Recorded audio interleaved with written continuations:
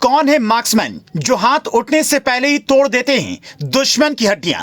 Delhi police में हो गई एंट्री। G20 में चप्पे चप्पे पर होंगे तैनात। MP में ली निशानेबाजी की ट्रेनिंग। दिल्ली में किया पैराशूट वाला अभ्यास। पाकिस्तान पाल रहा मंसूबे। पंजाब से दिल्ली तक जारी है अलर्ट। सीमा छोड़िए, गोंडा से पकड़े गए 2 बड़े जासूस। यह है दिल्ली पुलिस की जाबाज महिला सिपाही मार्क्समैन, जिनके हाथों में दिख रहा यह मेडल उनकी बहादुरी का इनाम है। इनका निशाना इतना सटीक है कि सामने अगर आतंकी भी आ जाए तो उनकी मौत निश्चित है। इन्हें न सिर्फ निशानेबाजी की ट्रेनिंग दी गई है, बल्कि हाथों से हड्डियां तोड़ने में भी ये एक्सपर्ट होती हैं। सितंबर के पहले हफ्ते में G20 की बैठक दिल्ली के प्रगति मैदान में तय है, जिसे लेकर पहले से ही अलर्ट जारी किया गया है। ऐसे में दिल्ली पुलिस अपने जवानों को स्पेशल ट्रेनिंग दे रही है। दिल्ली पुलिस कमिश्नर संजय अरोड़ा ने पहले 19 जाबाज सिपाहियों को जमरूदपुर में स्पेशल ट्रेनिंग के लिए भेजा। उसके बाद मध्य प्रदेश के करेरा ITBP कैंप में मार्क्समैन की ट्रेनिंग दिलवाई, जिसमें उन्हें यह सिखाया गया कि किसी भी हाल में आपका निशाना नहीं चूकना चाहिए। उसके बाद इन्हें पुलिस ट्रेनिंग सेंटर झरौंदा कला में पैराशूट से उतरने की भी ट्रेनिंग दी गई। आपको याद होगा, मुंबई में जब आतंकियों ने ताज को निशाना बनाया, उस वक्त कमांडो को पैराशूट के सहारे होटल की छत पर कूदना पड़ा, तब जाकर लोगों की जान बची थी। उसके बाद से ही दिल्ली पुलिस अपने जवानों को इस तरह की ट्रेनिंग देने लगी है।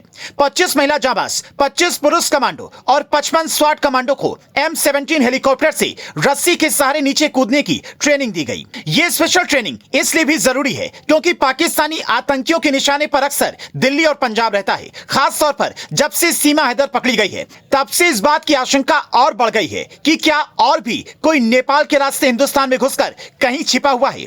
यह तस्वीर यूपी के गोंडा से आई। तस्वीर में दिख रहे रईस पर सेना की जासूसी करने के आरोप हैं। इसने पूछताछ में कई ऐसे राज उगले हैं जिसके आधार पर यूपी ATS ने मुंबई से सलमान और अरमान को गिरफ्तार किया, जिन्हें जासूसी के लिए सीधा ISI से रकम मिलती थी। मतलब मीडिया सीमा हैदर की कहानी आपको सुनाती रही और असल जासूस सीन से गायब हो गए। इससे पहले झारखंड के लोहरदग्गा से भी एक पाकिस्तानी जासूस को पुलिस ने पकड़ा। खबर है कि नेपाल सीमा पर अब चौकसी बढ़ाई जाने वाली है ताकि कोई भी यूं ही पहचान बदलकर आसानी से हिंदुस्तान में एंट्री न ले सके। आप ये जानकर हैरान रह जाएंगे कि नेपाल वाले रास्ते को अब जासूसों ने अपना मेन रास्ता मान लिया है।